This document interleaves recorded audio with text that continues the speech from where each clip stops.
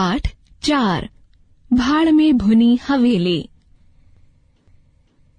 यह कहानी स्वतंत्रता से पूर्व ग्रामीण समाज में फैले जमींदारी आतंक का चित्र उपस्थित करती है। यह घटना बनारस के बीरा नामक एक गांव की है। वहां एक गरीब वृद्धा गोड़िन रहती थी, जिसका नाम भुनगी था। वह भाड़ में दाने भूनकर गुजर बसर करती थी। गांव के जमींदार उदय भान रोज किसी न किसी बहाने उसे डराते धमकाते थे। आगे क्या क्या हुआ, कहानी सुनकर जानते हैं। जिला बनारस में बीरा नाम का एक गांव है। वहां एक वृद्ध संतानहीन गोड़िन रहती थी, जिसका भुनगी नाम था। उसके पास 1 इंच भी जमीन न थी और न रहने का घर ही था। उसके जीवन का सहारा केवल एक भाड़ था। गांव के लोग प्रायः एक समय चबैना या सत्तू खाकर पेट भरते हैं, इसलिए भुनगी के भाड़ पर नित्य भीड़ लगी रहती थी। वह जो कुछ भुनाई पाती वही भून या पीस कर खा लेती और भाड़ ही की झोपड़ी के एक कोने में पड़ी रहती। वह प्रातः काल उठती और चारों ओर से भाड़ में झोंकने के लिए सूखी पत्तियां बटोर लाती। भाड़ के पास ही पत्तियों का एक बड़ा ढेर लगा रहता था। दोपहर के बाद उसका भाड़ जलता था। एकादशी और पूर्णमासी के दिन प्रथानुसार भाड़ न जलता था। वे दोनों दिन उपवास के होते थे। गांव के जमींदार पंडित उदय भान भुनगी से मुफ्त में दाने भुनवाते थे। भुनगी को उनके घर का पानी भी भरना पड़ता था। इस कारण कई बार उसे भाड़ बंद भी रखना पड़ता था। पंडित जी भुनगी से बेगार करवाना अपना अधिकार समझते थे, क्योंकि वह उनके गांव में उनकी जमीन पर रहती थी।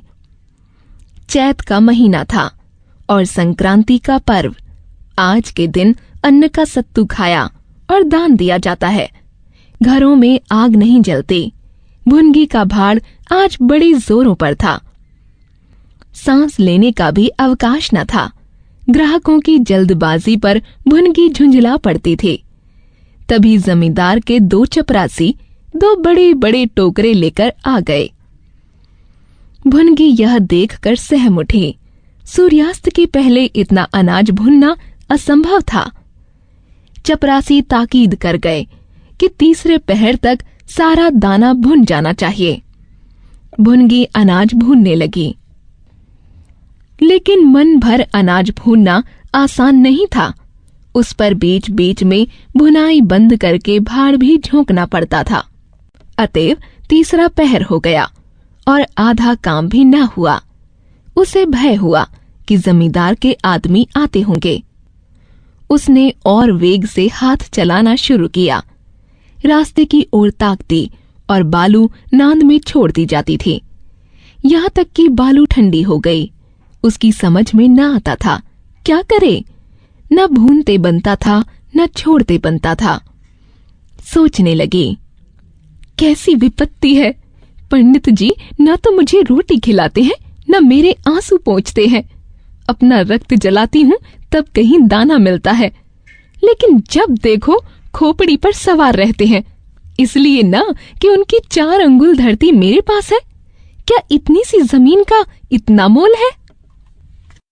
वह इन्हीं विचारों में खोई हुई थी कि दोनों चपरासियों ने आकर कर्कश स्वर में कहा, क्यों री, दाने भुन गए? भुनगी ने निडर होकर कहा, भून तो रही हूँ, देखते नहीं हो। एक चपरासी ने उलाहना दिया, सारा दिन बीत गया और तुझसे इतना अनाज न भूना गया। यह तू दाना भून रही है कि उसे चौपट कर रही है? इनका सत्तू कैसे बनेगा? अनाज का सत्यानाश कर दिया। देखना आज महाराज तेरी क्या गति करते हैं। परिणाम यह हुआ कि उसी रात को भाड़ खोद डाला गया और वह अभागिनी निरावलंब हो गई। भुनगी को अब रोटियों का कोई सहारा न रहा। गांव वालों को भी भाड़ के मिट जाने से बहुत कष्ट होने लगा। लोगों ने जाकर पंडित जी से कहा कि बुढ़िया को भाड़ जलाने की आज्ञा दे दीजिए, लेकिन पंडित जी ने कुछ ध्यान न दिया। इस प्रकार एक पूरा महीना बीत गया। प्रातः काल था। पंडित उदयभान अपने 2-3 चपरासियों को लिए लगान वसूल करने जा रहे थे। बुढ़िया के भाड़ की ओर ताका तो बदन में आग सी लग गई। उसका पुनरुद्धार हो रहा था। बुढ़िया बड़े वेग से उस पर मिट्टी के लोंदे रख रही थी।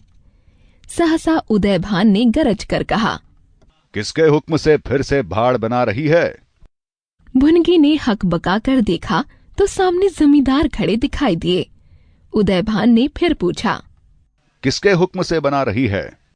भुनगी डरते हुए बोले, सब लोग कहने लगे बना लो तो बना रही हूं।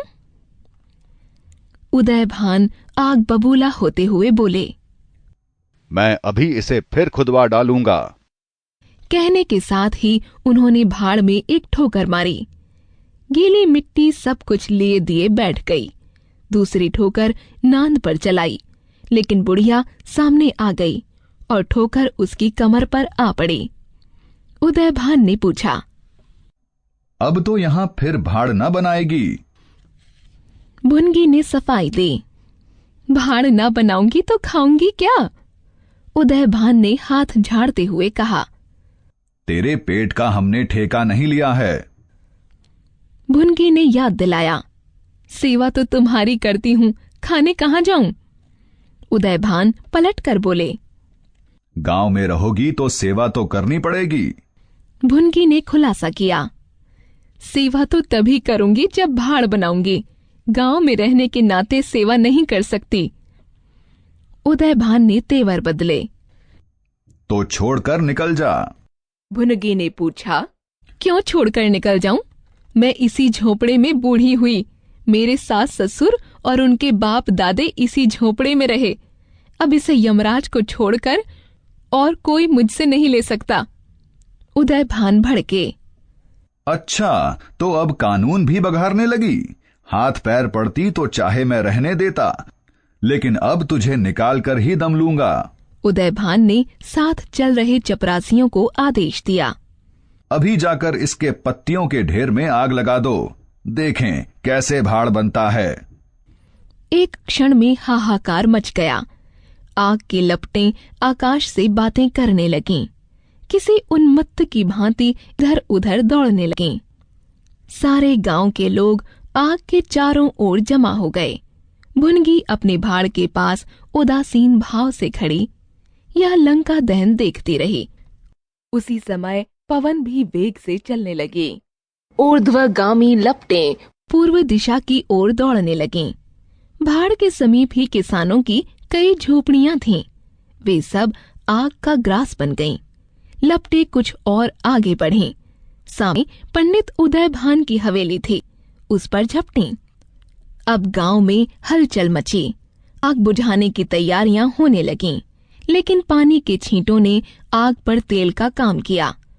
ज्वालाएं और भड़कीं और पंडित जी की विशाल हवेली को दबोच बैठीं। देखते ही देखते वह भवन उस नौका की भांति अग्नि सागर में विलीन हो गया, जो उन्मत्त तरंगों के बीच झकोरे खा रही हो। जमींदार की हवेली में जो कोहरा मचा, वह भुनगी के शोकमय विलाप से भी अधिक करुणाकारी था। लेखक प्रेमचंद। दिए गए शब्दों को लिंग की दृष्टि से सही वर्ग में रखिए।